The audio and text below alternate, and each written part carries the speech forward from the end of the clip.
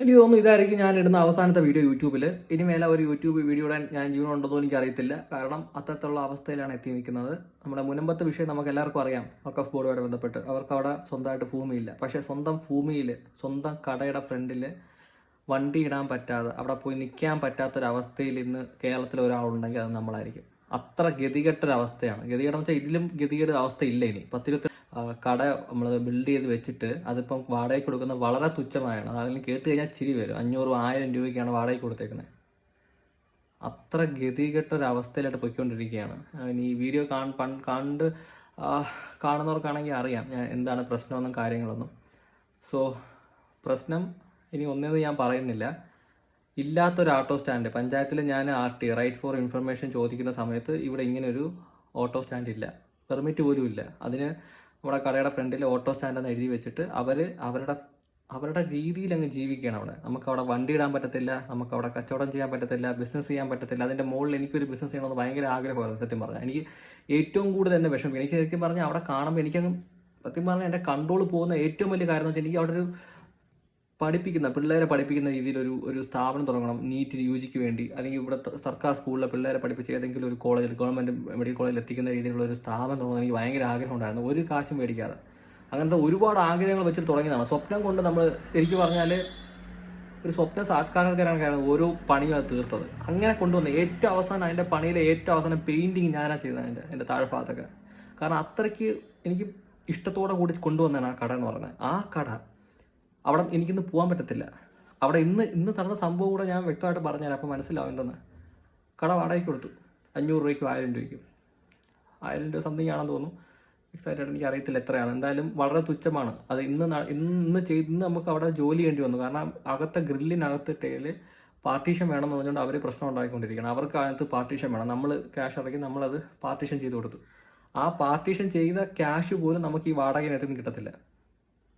ഇന്ന് നമ്മൾ ഇറക്കിയ ക്യാഷ് പോലും അടുത്ത ഒരു വർഷത്തേക്കുള്ള എഗ്രിമെൻറ്റ് വഴി അവരെ നമുക്ക് കിട്ടത്തില്ല. അതിൻ്റെ ഇരട്ടി ക്യാഷായി നമുക്ക് ഇന്നത് പാർട്ടീഷൻ ചെയ്യേണ്ടി വന്നത്. നമ്മൾ ആലോചിച്ച് നോക്കണം. ആ അവസ്ഥയിൽ സാധനങ്ങൾ കുറച്ച് ബാക്കി വന്നു. ആ സാധനങ്ങൾ ബാക്കി വരുന്ന സമയത്ത് നമ്മളെ കടയുടെ ഫ്രണ്ടിലായിരുന്നു ഇട്ടിരുന്നത്.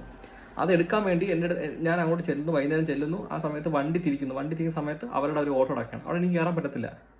ആട്ടോ അടുപ്പിച്ചിടാം, കാരണം അവർക്ക് ഇറങ്ങാൻ എളുപ്പമാണ്. ഫ്രണ്ടിൽ ഒന്നും തുറക്കുകയൊന്നും വേണ്ട. അതനക്കല്ല ഒരു കാർ കൊണ്ടൊന്ന് ബാക്ക് ഇട്ടിട്ട് ഡോർ തുറക്കണം. ഞാൻ എങ്ങനെ ഇറങ്ങും അതിനകത്തുനിന്ന്?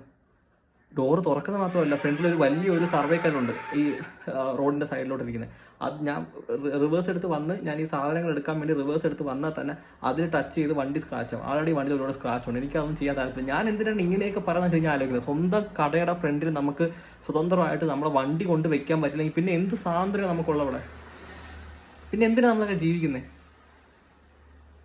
ഒറ്റ കാര്യമേ പറയാനുള്ളൂ. ഇത്രയും ഒരു അതപ്പതിച്ച ഒരു സംസ്ഥാനം ഇന്ത്യയിൽ വേറെയും കാണത്തില്ല. കാരണം നമ്മൾക്ക് ഗുണ്ടാരാജ് എന്നൊക്കെ പറയുമല്ലോ, ശരിക്കും പറയത്തില്ലേ, കയ്യൂക്കുള്ളവന് മാത്രമേ ജീവിക്കാൻ പറ്റത്തുള്ളൂ, അല്ലെങ്കിൽ പവർ ഉള്ളവർക്ക് മാത്രമേ ജീവിക്കാൻ പറ്റത്തുള്ളൂ. ഏകദേശം ആ ഒരു അവസ്ഥ. എന്നിട്ട് എന്ത് സംഭവിച്ചെന്ന് വെച്ച് കഴിഞ്ഞാൽ എൻ്റെ ആ ഷീറ്റ് ഒരു വലിയ ഷീറ്റായിരുന്നു, ഇരുമ്പിൻ്റെ ഷീറ്റാണ്. ആ എടുക്കുന്ന സമയത്ത് എൻ്റെ കൈ വരെ മുറിഞ്ഞു. നല്ല ഡെപ്തിലാണ് കൈ മുറിഞ്ഞു. ഞാൻ ഫോറൻസിക്കിൽ ജോലി ചെയ്യുന്നതാണ്. ഞാനിനി മറ്റന്നാൾ എനിക്ക് ഡ്യൂട്ടി ഉണ്ട്. ഞാൻ എങ്ങനെയാണ് പോയി വർക്ക് ചെയ്യും? ഇത്രയും വലിയ മുറിവും കൊണ്ട് നല്ല ഡെപ്തിലാണ് മുറിവുണ്ടത്. ഇനി സ്റ്റിച്ച് ഇടേണ്ടി വരണമെന്ന് തോന്നുന്നത്. അത്ര ഡെപ്തിൽ മുറിവുണ്ടത് ഇപ്പോഴും ബ്ലീഡിങ് നടന്നുകൊണ്ടിരിക്കുകയാണ്. ഒന്ന് ആലോചിച്ച് നോക്കണം. ഒരു അവസ്ഥ എന്ന് പറയുന്നത്, ഒരാളുടെ അവസ്ഥ. ലക്ഷക്കണക്കിന് രൂപ കൊടുത്ത് കടയും എടുത്തിട്ട് അതിൻ്റെ ഫ്രണ്ടിൽ ഓട്ടോ സ്റ്റാൻഡ് എന്ന് പറഞ്ഞുകൊണ്ട് അവന്മാർ വന്ന് കയറി കാണിക്കുന്ന പോക്കിത്തരങ്ങൾ. അതെല്ലാം പോട്ട് ഇതെല്ലാം വിട്ടുക. ഈ വണ്ടി ക്രോസ് ചെയ്തിട്ട കാരണം ഇതിനകത്ത് നിന്ന് വരുന്നത് നമുക്കറിയാം. ഈ എക്സ്ഹോസ്റ്റിൽ നിന്ന് പെട്രോൾ ആയാലും ഡീസൽ ആയാലും ഇതിൻ്റെ എക്സ്ഹോസ്റ്റിൽ നിന്ന് വരുന്ന സാധനങ്ങൾ കാർബൺ മോണോക്സൈഡ് തൊട്ട് നൈട്രജൻ തൊട്ട് അല്ലെങ്കിൽ ഹൈഡ്രോ കാർബൺസ് തൊട്ട് ഈ കാർബൺ ഡയോക്സൈഡ് തൊട്ട് ഇതൊക്കെ സത്യം പറഞ്ഞാൽ കണ്ടിന്യൂസ് ആയിട്ട് ശ്വസിച്ചുകൊണ്ടിരിക്കുകയാണ് അവിടുത്തെ ഈ നമ്മുടെ വാടകയ്ക്ക് കൊടുത്ത 2 അപ്പൂവന്മാർ. വളരെ വയസ്സായ 2 അപ്പൂവന്മാരാണ് അവിടെ വാടകയ്ക്ക് ഇരിക്കുന്നത്. അതുകൊണ്ടാണ് അവർക്ക് കൊടുത്തു തന്നെ. അവർക്കൊരു ജീവിതമാർഗ്ഗം ആവട്ടെ എന്ന് വെച്ചിട്ട് ഏറ്റവും കുറഞ്ഞ വിലയ്ക്കാണ്. ഇതിലും കുറഞ്ഞതായിട്ട് ഈ ഭാഗത്ത് നമ്മുടെ ഏരിയയിൽ പോലും ഇത്ര ക്യാഷ് കുറവായിട്ട് ആർക്കും വാടകയ്ക്ക് കൊടുത്തത്. അത് ഇത്രയും പ്രീമിയം വളരെ ക്വാളിറ്റിയിൽ ഉണ്ടാക്കിയ ഒരു കടയായിരുന്നു അത്.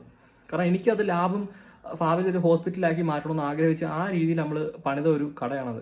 അതിനെ ശരിക്കും പറഞ്ഞാൽ ഇപ്പം അതിൻ്റെ അവസ്ഥ എന്ന് പറയുന്നത് എനിക്കൊന്നും പറയാനില്ല. ആ ഒരു അവസ്ഥയിലാണ്. സോ അത്രയും ആ ഒരു കടയാണ് നമ്മൾ വാടകയ്ക്ക് കൊടുത്തേക്കുന്നത് 500-1000 രൂപയ്ക്ക്. ആ വാടകയ്ക്ക് ഇരിക്കുന്ന ആൾക്കാർ 2 വയസ്സായ ആൾക്കാരാണ്. 2 പേർക്കും അസുഖങ്ങളുള്ള അങ്ങനെ നിൽക്കുന്ന ആൾക്കാരാണ്. അവർക്ക് 24 മണിക്കൂർ ഇവരുടെ ഈ എസ്ഹോസിൻ്റെ പുകയും കൊണ്ട് അവർക്ക് നല്ല അസുഖം വന്നു കഴിഞ്ഞാൽ ശരിക്കും പറഞ്ഞാൽ വിഷമം വരുന്നത് 24 മണിക്കൂർ. ഞാൻ 2 ദിവസം അവിടെ പോയി ഇരുന്നിട്ടുണ്ട്. നമ്മൾ ഈ കട തുറന്നത് സെപ്റ്റംബർ 5-ാം തീയതിയാണ്. അന്ന് ഒരാഴ്ച നമ്മൾ കടയിൽ ജസ്റ്റ് വല്ലപ്പോഴൊക്കെ പോയി തുറക്കുമായിരുന്നു ഇടയ്ക്കിടയ്ക്ക്. അന്ന് പക്ഷേ ആദ്യം ഇലക്ട്രിസിറ്റി കിട്ടില്ലായിരുന്നു KSB. അതുകൊണ്ട് തന്നെ ആദ്യത്തെ 2 ദിവസം തോന്നിട്ടില്ല. പിന്നീട് ഇടയ്ക്ക് വെച്ച് ഞാനും പോയിരിക്കുമായിരുന്നു. അവിടെ പോയി 10 മിനിറ്റ് നമുക്ക് ഇരിക്കാൻ പറ്റത്തില്ല. അത്രയ്ക്ക് എപ്പോഴും ആട്ടോ ഇങ്ങനെ മൂവ് ചെയ്തുകൊണ്ടിരിക്കും. അപ്പോൾ അടുത്ത ആട്ടോ വരുന്ന സമയത്ത് അപ്പോഴും എസ് ഹൗസിൻ്റെ നിന്ന് വരും. വണ്ടി പാർക്ക് ചെയ്യാൻ വരുമ്പോഴും എടുക്കുമ്പോഴും ഒക്കെ എസ് ഹൗസിൽ നിന്ന് നല്ല രീതിയിൽ പുക വരുന്നത്. അപ്പോൾ അത് മൊത്തം നമ്മൾ സൃഷ്ടിച്ചുകൊണ്ടിരിക്കണം. ഒന്ന് ആലോചിച്ച് നോക്കണം. ഇത്രയും ലക്ഷം രൂപയും കൊടുത്തിട്ട് ഇത്രയും കാര്യം ചെയ്ത് സ്വന്തം കടയുടെ ഫ്രണ്ടിൽ നമ്മൾ അനുഭവിക്കുന്ന കഷ്ടപ്പാട്. ഇന്ന് ഞാൻ എടുക്കുന്ന സമയത്ത് എൻ്റെ കൈ മുറിഞ്ഞ്. ഒന്ന് ആലോചിച്ച് നോക്കണം. അവന്മാർ അവിടെ ഇല്ലായിരുന്നെങ്കിൽ എനിക്ക് നമുക്കും കുഴപ്പമില്ല, നമുക്ക് ജോലി ചെയ്യുന്ന ആൾക്കാർ ഒരു കാര്യം കുഴപ്പമില്ല. അവർക്ക് ശരിക്കും പറഞ്ഞാൽ പകൽക്കുള്ളിൽ ഇഷ്ടം പോലെ സ്ഥലമുണ്ട്. പകൽക്കുള്ളിൽ ഒരു മനുഷ്യനും ഇല്ലാത്തതാണ്. 6 മണിക്ക് ശേഷം നമ്മൾ പോയി കഴിഞ്ഞാൽ പകൽക്കുള്ളിൽ ഒരു മനുഷ്യൻ പോലും ഇല്ല. ആ സ്ഥലത്ത് അവർക്ക് നമ്മുടെ കടയുടെ ഫ്രണ്ടിൽ തന്നെ കിടക്കണം. പള്ളിക്ക് പഞ്ചായത്ത് അനുമതി കൊടുത്തിട്ടില്ല, ഇവർക്ക് പെർമിറ്റ് ഇല്ല, എത്ര പേർക്ക് ലൈസൻസ് ഉണ്ടെന്ന് അറിയത്തില്ല. ഇത് വല്ലതും പറയാൻ പറ്റുമോ? ഇതിൻ്റെ നമ്മുടെ കടയ്ക്ക് ഏകദേശം 2 വർഷം എടുത്തു ഇതിൻ്റെ പെർമിറ്റ് കിട്ടാൻ. ഞാൻ പഞ്ചായത്തിൽ നിന്നും വില്ലേജ് ഓഫീസിൽ നിന്ന് അറിഞ്ഞ കാര്യം എന്ന് പറയുന്നത് ഈ ഓട്ടോക്കാർ അവിടെ ചെന്ന് പറഞ്ഞ് അതിൽ കൊടുക്കാതിരിക്കാൻ മാക്സിമം ശ്രമിച്ചവരാണ്. ഈ വില്ലേജ് ഓഫീസിലെ ഒരാൾ നമ്മുടെ അടുത്ത് പറഞ്ഞ കാര്യമാണ്, ആ ഓട്ടോക്കാരാണ് അവിടെ ഏറ്റവും കൂടുതൽ പ്രശ്നം ഉണ്ടാക്കിയത് അത് ചെയ്യാതിരിക്കാൻ വേണ്ടി. അവരവിടെ കംപ്ലൈൻറ്റ് കൊടുത്തിട്ടുണ്ടെന്ന്. ഇത്ര ദ്രോഹിക്കുകയാണ് നമ്മൾ ചെയ്യുന്നത്. ലക്ഷക്കണക്കിന് രൂപയും കൊടുത്ത് നമ്മൾ അവിടെ കിടന്ന് കഷ്ടപ്പെടുന്നതിന് യാതൊരു കൈയും കണക്കില്ല. കഴിഞ്ഞ ദിവസം എൻ്റെ അടുത്ത് പറഞ്ഞ ഡയലോഗാണ്, എൻ്റെ ജീവിതം ഇല്ലാതായി കളയുന്ന രീതിയിലാണ് പറയുന്നത് അവിടെ. ശരിക്കും മടുത്തു. ഇതെൻ്റെ ഒരു അവസാനത്തെ വീഡിയോ ആയിരിക്കും. ഞാൻ സത്യം പറഞ്ഞാൽ എല്ലാം നിർത്തി. ഞാൻ എങ്ങനെയെങ്കിലും ഇവിടെ നിന്നും നാട് വിട്ട് പോയാലെന്ന് ആലോചിക്കുക. മടുത്തു, സത്യം പറയാലോ. കേരളം നമ്മളെ കൊണ്ട് ആൾക്കാർക്ക് പറ്റിയ സ്ഥലമേ അല്ല. ഇവിടെ പറ്റുന്നത് വല്ല എനിക്കൊന്നും പറയാമല്ലോ, സത്യം പറയാലോ. മടുത്ത്. കേരളം പക്കാ മടുത്ത്. ഒരു വേസ്റ്റ് ആയിട്ടൊരു പ്ലേസ് ആയിട്ട് മാറി. നമുക്ക് യാതൊരു വിധത്തിലുള്ള ഒരു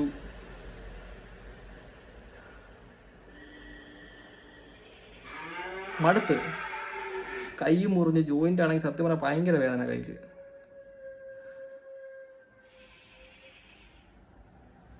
നാട്ടുകാരെ ഫുൾ അവരെ സെറ്റാണ്. അതാണ് അതിലും വലിയ കോമഡി. എന്താ കാര്യം എന്ന് വെച്ചാൽ എനിക്കറിയത്തില്ല. നാട്ടുകാർ ചോദിക്കുമ്പോൾ പറയുന്നത് എന്തുവാ, അവരവിടെ ഇത്രയും നാളും കിടന്നതല്ലേ, അവരുടെ അല്ലേ ഓട്ടോ സ്റ്റാൻഡ് അവർ കിടക്കട്ടെന്ന്. നമ്മുടെ ഒരു പ്രൈവറ്റ് പ്രോപ്പർട്ടി. ഇപ്പോൾ അവർ ഇത്രയും നാളും അവരെ കിടന്നത് നമ്മുടെ ഔദാര്യം കൊണ്ടാണ്. അത് മനസ്സിലാക്കണം അവർ. ഇന്ന് രാവിലെ ഞാൻ ചെന്ന സമയത്ത് അവർ പറഞ്ഞൊരു കാര്യമാണ്. അവിടെ ഇതിന് മുമ്പ് എന്ന് വെച്ചാൽ വർഷങ്ങൾക്ക് മുമ്പ് അവിടെ ഒരു സേമിയ കടയായിരുന്നു. സേമിയയുടെ പായസം കൊടുക്കുന്ന ഒരു കട, ചെറിയൊരു ഓലയുടെ സാധനങ്ങളൊക്കെ വെച്ചുണ്ടാക്കി ചെറിയൊരു കടയുടെ ഫ്രണ്ടിൽ ഒരു സേമിയയുടെ പായസം വെക്കുന്ന ഒരു കടയായിരുന്നു പണ്ടത്. അതിനുശേഷമാണ് പിന്നെ അത് പൊളിച്ചു കളയുകയും പിന്നെ അത് കുറച്ച് അടിസ്ഥാന കാര്യങ്ങളൊക്കെ കെട്ടി പിന്നെ അതിൻ്റെ കെട്ടും കാര്യം നടന്നില്ല. എന്തൊക്കെയോ പ്രശ്നങ്ങളായി അത് പിന്നെ വിട്ടുപോയി. പിന്നെ അവസാനമാണ് അതിൻ്റെ ഇടയ്ക്കാണ് എന്നോ ഇവർ വന്ന് കയറി അതൊരു ഓട്ടോ സ്റ്റാൻഡാക്കി മാറ്റുന്നത്. പ്രൈവറ്റ് പ്രോപ്പർട്ടി ഓട്ടോ സ്റ്റാൻഡ് എന്ന് പറഞ്ഞ് നമുക്ക് അവിടെ ജീവിക്കാൻ പറ്റുന്നില്ല, നമ്മളെ സ്വന്തം വണ്ടി ഇടാൻ പറ്റുന്നില്ല, നമ്മുടെ സാധനങ്ങൾ എടുത്തുകൊണ്ട് പോകാൻ പറ്റുന്നില്ല. എന്തൊരു അവസ്ഥ എന്ന് ആലോചിച്ച് നോക്കുക കേരളത്തിൽ. അത് ഞാൻ കിടന്ന് ഇങ്ങനെ റിയാക്ട് ചെയ്യണം. ഈ പഞ്ചായത്തിൽ കൊണ്ടൊന്നും പരാതി കൊടുക്കാൻ പറ്റത്തില്ല. പരാതി കൊടുത്താൽ നെക്സ്റ്റ് ഡേ എൻ്റെ തല പോവും. അങ്ങനത്തെ ഉള്ള ആൾക്കാരാണ്. എൻ്റെ അടുത്ത് ഒരാൾ പറഞ്ഞ ഡയലോഗാണ്, നിനക്ക് ഞാൻ ആയിരുന്നോ അവിടുത്തെ കാര്യങ്ങൾ എന്തൊന്നും അറിയത്തില്ലെന്ന്. നീ ചെറിയ പയ്യനെന്നാണ് എൻ്റെ അടുത്ത് പറഞ്ഞത് അവിടുത്തെ ഓട്ടോക്കാരൻ ഒരാൾ. ഞാൻ പിന്നീട് അന്വേഷിച്ചപ്പോഴാണ് അറിയുന്ന കാര്യം. ഒരു പാർട്ടിയായിട്ട് ബന്ധപ്പെട്ട വലിയ ആൾക്കാരാണ്. നമ്മൾ ഉദ്ദേശിക്കുന്ന ആൾക്കാരൊന്നുമല്ല. പക്ക ആ ഒരു മൈൻഡ് സെറ്റുള്ള ആൾക്കാരാണ്. അവർക്ക് നമ്മളെ എന്ത് വേണോ ചെയ്ത് കളയും. നമ്മളൊക്കെ എനിക്ക് സത്യം പറഞ്ഞാൽ മടുത്ത് കേരളം. എനിക്ക് ഒട്ടും ഒക്കാത്തൊരു സ്ഥലമാണ്. ലക്ഷക്കണക്കിന് രൂപയും കൊടുത്ത് നമ്മൾ ഈ കിടന്ന് അനുഭവിക്കുന്നത്. കൈയും മുറിഞ്ഞ് ശരിക്കും പറഞ്ഞാൽ കൈ സ്റ്റിച്ചിടേണ്ട അവസ്ഥ. ഞാൻ വീഡിയോ കാണിച്ചു തരാം. കൈ ജസ്റ്റ് മുറിഞ്ഞേൻ്റെ ഒന്ന് ആലോചിച്ച് നോക്കുക. ഒരു ഇത്രയും വലിയൊരു ബിൽഡിങ് ഉണ്ടാക്കി വെച്ച് ഇവരുടെ ഫ്രണ്ടിൽ കിടന്ന് ഇങ്ങനെ കഷ്ടപ്പെടുന്നതിൻ്റെ അവസ്ഥ.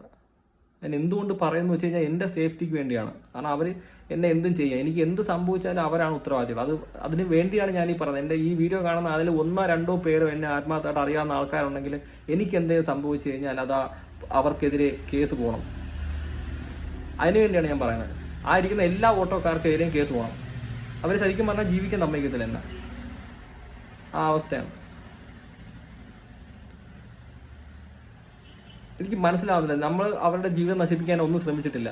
ആദ്യം തൊട്ടേ കട വെക്കുന്നതിൻ്റെ ആ സമയം തൊട്ടുണ്ടെങ്കിൽ നമുക്ക് അവരെ നൈസായിട്ട് ഇറക്കി വിടാവുന്നേ ഉള്ളൂ. അതിൻ്റെ ഫ്രണ്ടിൽ കുറച്ച് മണ്ണിട്ട്, കാരണം അത്രയ്ക്ക് മണ്ണുണ്ടായിരുന്നു അവിടെ. വേസ്റ്റ് മണ്ണൊക്കെ ഉണ്ട്. ഫ്രണ്ടോട് ജസ്റ്റ് ഒന്ന് ആക്കിയാൽ മതി. നമ്മൾ ചെയ്തില്ല. അന്ന് നമ്മൾ വേറൊരു പെരയിടത്തിൽ മണ്ണിട്ട് കൊണ്ട് അവിടെ നിന്ന് വലിയ പ്രശ്നമായിരുന്നു അന്ന്. ഇവർക്ക് വേണ്ടി ചെയ്ത പരിപാടിക്ക് അത് കഴിഞ്ഞ് നമുക്ക് വേണ്ടി ചെയ്യേണ്ട. ഇപ്പം വേണമെങ്കിൽ നമുക്ക് വേണ്ടി കംപ്ലൈൻറ്റ് കൊടുക്കാം. കംപ്ലൈൻറ്റ് ഇനിയും കൊടുക്കാത്തതിൻ്റെ 2 കാര്യം. ഒന്ന്, ഭീഷണി. ഇവർ നമ്മളെ എന്തും ചെയ്ത് കളയും. ഇത് ചെയ്ത് കഴിഞ്ഞാൽ നമ്മൾ ഈ ഞാനെന്ന് പറഞ്ഞാൽ എനിക്കധികം ഫ്രണ്ട്സോ കാര്യങ്ങളോ ആരും ഇല്ലാത്തൊരു വ്യക്തിയാണ്. ഞാൻ ഈ വീട്ടിനകത്ത് താമസിക്കുന്ന ഒരു വ്യക്തിയാണ്. അപ്പോൾ എന്നെ രാത്രി ഒന്നും ചെയ്ത് കഴിഞ്ഞാൽ ഞാൻ എന്തോ ചെയ്യും, അല്ലെങ്കിൽ എൻ്റെ കുടുംബക്കാരെന്താ ഞാൻ എന്തോ ചെയ്യും. ശരിക്കും മടുത്തു എനിക്ക്. ഞാൻ ജീവിതത്തിൽ ചെയ്ത ഏറ്റവും വലിയൊരു തെറ്റാണ് ശരിക്കും ഞാൻ കേരളത്തിൽ നിൽക്കുന്നതും കേരളത്തിൽ PG എടുക്കുന്നതും. ടോട്ടലി ഞാൻ പറയണേ, ഈ സത്യം പറഞ്ഞാൽ വേണ്ടായിരുന്നു ഇവിടുത്തെ ഒരു PG തന്നെ.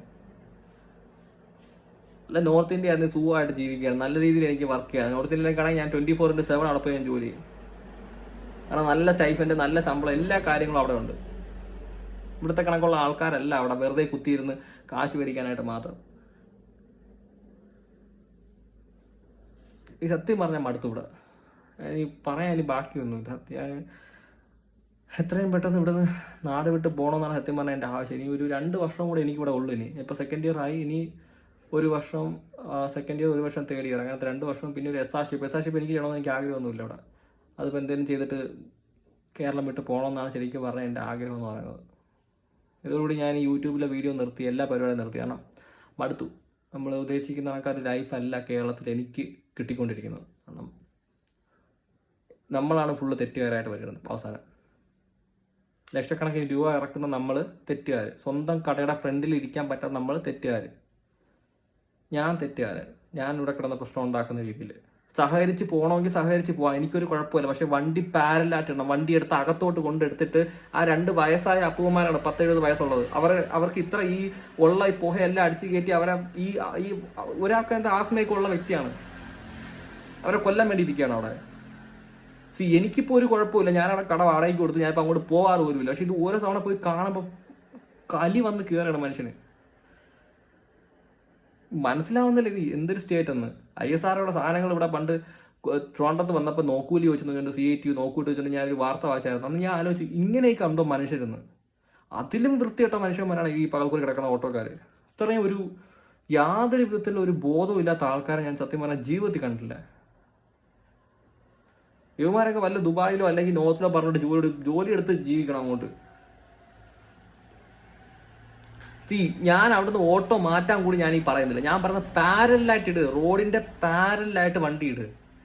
അങ്ങനെയാണെങ്കിൽ ആർക്ക് ശല്യമില്ല. ഇത് കൊണ്ടുവന്ന് ക്രോസ് ചെയ്ത് അകത്തോട്ട് നമ്മളെ വണ്ടിയും നമുക്കും അവിടെ കയറാൻ പറ്റത്തില്ല, അവിടെ ഇരിക്കുന്നവർക്കും അവിടെ പണിയെടുക്കാൻ പറ്റത്തില്ല. ശരിക്കും മനുഷ്യനുണ്ടല്ലോ ഒരു പരിധി വരെയൊക്കെ നമുക്ക് സഹിക്കാൻ പറ്റത്തുള്ളൂ. അത് കഴിഞ്ഞ് കൺട്രോൾ ഇട്ട് പോയി കഴിഞ്ഞാൽ പിന്നെ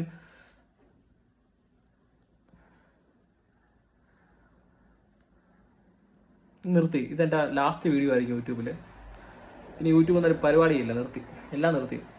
എങ്ങനെയെങ്കിലും നാട് വിട്ട് പോകണം. ഇവിടെ എനിക്ക് ശരിയാവുന്നൊരു സ്ഥലമേ അല്ല ഇത്. ഇവിടെ ശരിക്കും പറ്റുന്ന നല്ലൊരു ജോലിയുണ്ട്. പഠിക്കുകയൊന്നും വേണ്ട നിങ്ങൾ, വല്ല കൊടിയും പിടിച്ച് വല്ല പാർട്ടിയുടെ പുറകെ പോയാൽ മതി. കാരണം വോട്ട് കൊടുക്കുന്നതും അവർക്കേ ഉള്ളൂ. ഇവിടെ കോടിക്കണക്കിന് രൂപയും കൊണ്ട് ജീവിക്കുന്ന അവർ മാത്രമേ ഉള്ളൂ. അല്ലാതെ സാധാരണക്കാർക്ക് ഇവിടെ ജീവിക്കാനോ അങ്ങനത്തെ ഒരു പരിപാടിയും പറ്റത്തില്ല. കയ്യും മുറിഞ്ഞ് ഒന്ന് ആലോചിച്ച് നോക്കണം. ഒരു സ്വന്തം കടയുടെ ഫ്രണ്ടിൽ സാധനം എടുക്കാൻ പോകാൻ പറ്റത്തില്ല, അവിടെ പോയി നിൽക്കാൻ പറ്റത്തില്ല. ഇതെന്തോന്ന്, ഇത് വല്ല ചൈനയോ അല്ലെങ്കിൽ ഒരു പ്രത്യേക നിയമങ്ങൾ വരുന്നത്? ഇന്ത്യയല്ലേ ഇത്? അവിടെ പോയി നിൽക്കാൻ, നമുക്കൊരു സ്വന്തം വണ്ടി സ്വന്തം കടയുടെ ഫ്രണ്ടിൽ പാർക്ക് ചെയ്യാൻ പറ്റത്തില്ലെങ്കിൽ ഇത് കണക്കൊരു ഗതികെട്ടൊരു ജീവിതം വേറെ ആർക്കെങ്കിലും ഉണ്ടാവും? സ്വന്തം കടയുടെ ഫ്രണ്ടിൽ സ്വന്തം വണ്ടി പാർക്ക് ചെയ്യാൻ പറ്റത്തില്ല, അത് ഓട്ടോ സ്റ്റാൻഡാണെന്ന്. പഞ്ചായത്തിന്റെ അനുമതി പോലും ഇല്ലാത്ത സ്ഥലമാണ്, പഞ്ചായത്തിന് അനുമതി ഇല്ലാതെ. കംപ്ലൈന്റ് കൊടുക്കാൻ അറിയാത്തതുകൊണ്ടല്ല, കംപ്ലൈന്റ് കൊടുത്തു കഴിഞ്ഞാൽ പിറ്റേ ദിവസം ഞാൻ ഈ പറയുന്ന ഞാൻ പോലും ജീവനോട് കാണത്തില്ല. അവന്മാർ അങ്ങനത്തെ ടീംസാണ്. ഞാൻ ഈ പറയുന്നത് തന്നെ എൻ്റെ ജീവന്റെ ഒരു സുരക്ഷിതത്തിന് വേണ്ടിയാണ് ഞാൻ ഈ പറയുന്നത്. ആ കേൾക്കുന്ന ആൾക്കാരുണ്ടെങ്കിൽ എനിക്ക് നാളെ ഞാൻ എന്തെങ്കിലും സംഭവിച്ചു കഴിഞ്ഞാൽ പൂർണ്ണ ഉത്തരവാദികൾ ആ ഓട്ടോക്കാരായിരിക്കും. എന്തെങ്കിലും സംഭവിച്ചു കഴിഞ്ഞാൽ ആ ഒരു അവസ്ഥയിലാണ് മനുഷ്യൻ എത്തിയിരിക്കുന്നത്. ഒരാവശ്യമില്ലായിരുന്നു കേരളത്തിൽ PG എടുത്തിട്ട്. എനിക്ക് സത്യം പറഞ്ഞാൽ കളി വന്ന് കയറുകയാണ്.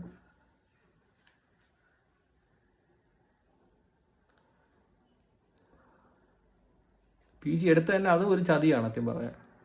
നമ്മൾ വിശ്വസിച്ച ഒരാളെ നമ്മളെ ചതിച്ചാണ് സത്യം പറഞ്ഞാൽ ഞാൻ PG എടുക്കുന്നത് തന്നെ. അവരെ കുറേ കള്ളത്തരങ്ങളുണ്ട്. സത്യം പറഞ്ഞാൽ അതും മടുത്തു. ഒന്നും വേണ്ട, എല്ലാം കളഞ്ഞിട്ട് വല്ല നോർത്ത് ഇന്ത്യയിൽ പോകണേ സത്യം പറഞ്ഞാൽ ലൈഫിന് നല്ലത്. കേരളത്തിലെ ആൾക്കാർ ഞാൻ ഒരു കാര്യം പറയാം, വിശ്വസിക്കരുത്. ചിരിക്കും, എല്ലാ കാര്യം ചെയ്യും. പക്ഷേ 100% ഞാൻ പറയാം, ഒരാളെ പോലും വിശ്വസിക്കരുത്. ഒരാളെ പോലും ഒരു കാര്യമില്ല. നമുക്ക് തിരിച്ച് കിട്ടുന്ന അമ്മാതിരി പണിയായിരിക്കും അത്. എപ്പോഴാണ് ആരാണ് നമുക്കെതിരെ പണി തരുന്നത് അറിയത്തില്ല. ഇപ്പം എൻ്റെ കോളേജിൽ പോയാലും എൻ്റെ നോക്കി ചിരിച്ചിട്ട് എനിക്കിട്ട് പണി തരുന്ന ആൾക്കാരാണ്. ഇപ്പം എൻ്റെ സുഹൃത്തുക്കളായാലും ആരായാലും. മടുത്ത് ശരിക്കും പറഞ്ഞാൽ കേരളത്തിലെ ജീവിതം.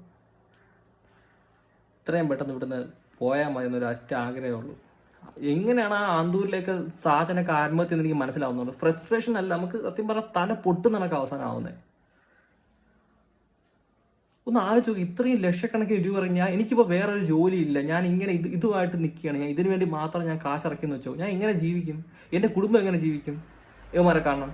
യുവമാർക്ക് ജീവിതമുണ്ട്, യുവമാർക്ക് ജീവിതമില്ലെന്ന് ഞാൻ പറയുന്നില്ല. ഞാൻ എന്തോ പറയുന്നേ, വണ്ടി ഒന്ന് പാരലായിട്ടിട്ട് അല്ലെങ്കിൽ ഒന്ന് മാറ്റിത്താ. ഞാൻ വരുന്ന സമയത്ത് എനിക്ക് സാധനങ്ങൾ എടുക്കണ്ടേ അവിടെ നിന്ന്? ഞാൻ ഈ കിടന്ന് കിലോമീറ്റർ അപ്പുറം നടന്നുകൊണ്ട് സാധനം കൊണ്ടുവരണോ? സ്വന്തം കടയുടെ ഫ്രണ്ടിൽ അല്ല, ഞാൻ എന്തിനെങ്ങനെ കേടെന്ന് പറയുന്നത്? സ്വന്തം കടയുടെ ഫ്രണ്ടിൽ നമുക്ക് വണ്ടി ഇടാൻ പറ്റത്തില്ല, അവിടെ നിൽക്കാൻ പറ്റത്തില്ല, കയറാൻ പറ്റത്തില്ല എന്ന് പറഞ്ഞാൽ പിന്നെ എന്ത് ജീവിതമാണ് നമുക്കുള്ളത്? നാല് ചോക്ക് താലിബാനൊന്നും അല്ലല്ലോ ഇവിടെ ഉള്ളത്. പക്ക ഗുണ്ട കണക്കുള്ള ആൾക്കാരാണ് അവർ. നമുക്ക് ഇത് സംസാരിക്കാൻ പോലും പറ്റത്തില്ല. നമുക്ക് അവർ പറയുന്ന ലാംഗ്വേജ് തന്നെ നമുക്കത് മനസ്സിലാവത്തില്ല, ഏത് തരത്തിലുള്ള ലെവലിലാണ് പറയുന്നത്. ചില സമയത്തൊക്കെ ഞാൻ അവർ തമ്മിൽ സംസാരിക്കുന്ന കേൾക്കുന്ന തന്നെ പച്ചത്തെറി വിളിച്ചിട്ടുണ്ടെങ്കിൽ അവിടെ കിടന്ന് ആ ഓട്ടോ സ്റ്റാൻഡിൻ്റെ ഫ്രണ്ടിൽ കിടന്ന് എല്ലാവരും കൂടെ കിടന്ന് അങ്ങോട്ടും ഇങ്ങോട്ടും. ശരിക്കും പറഞ്ഞാൽ മടുത്തു ഞാൻ ഇത്രയും പെട്ടെന്ന് കേരളം വിട്ടു പോകണം, ഇത്രയും പെട്ടെന്ന് ഇവിടുന്ന് പാക്കപ്പ് ചെയ്യണം. അതാണ് ഇപ്പം എൻ്റെ ഏറ്റവും വലിയ ആഗ്രഹം എന്ന് പറയുന്നത്.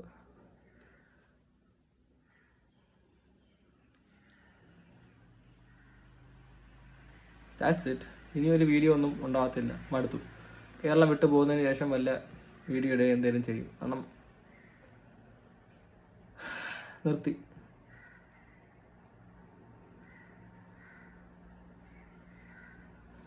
That's it.